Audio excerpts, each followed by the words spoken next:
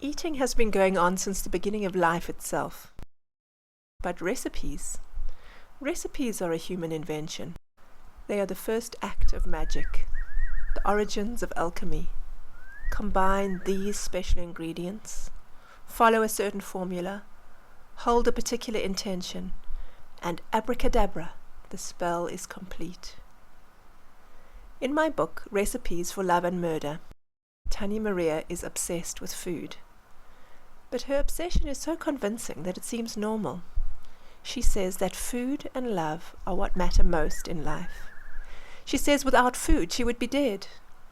And of course what she says is true. When people write into her column with their problems, she does give them some advice, but more importantly, she gives them a recipe. Like a spell, the recipe is greater than the sum of its ingredients. Rusks might be made from flour, sugar, butter, muesli, etc., but they conjure up love, comfort, or a listening ear. Tannie Maria is a brilliant cook. I am not. I'm careless and impatient, with a tendency to forget pots on the stove, and an ability to bake things that are so disgusting that they have to be destroyed. So the recipes aspect of my book was a big challenge for me. It required intensive research and testing. To start with, I waded through piles of old and new books on traditional South African cooking. I studied, for example, 7 different recipes for milk tart. I then creatively combined them into what I was convinced must be the best possible milk tart recipe of all time, and employed a professional to bake it for me. It was a disaster. It was disgusting. As with many of my previous efforts, it was destined for destruction. However, I was determined to only offer recipes that were moan out loud or faint on the spot delicious. So I threw the cookbooks under the table and chased down some of the best cooks in the country and asked them to share their very best recipes with me.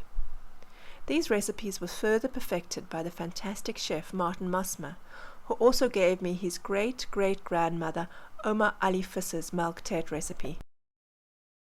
That's another way that recipes are magic. If you bake someone else's recipe, you bring them right into your kitchen, even if they died generations ago. They return, not as a wispy ghost, but a provider of real food, something you can taste and swallow. As a writer, I'm inspired by the way food engages all the senses.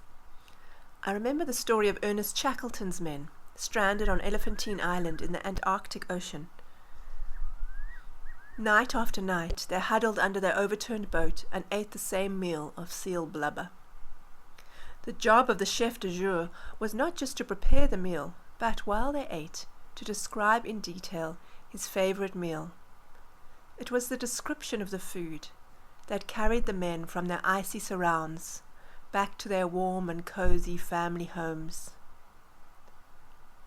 Like a good meal, cooked with love makes a spell to transform the eater, so too, as a writer, I hope to make magic to transform the reader, to carry them to the kitchen of Tannie Maria in the Klein Karoo.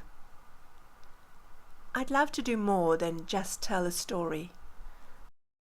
I'd like to give the reader an experience that they can take right into their belly and their bones.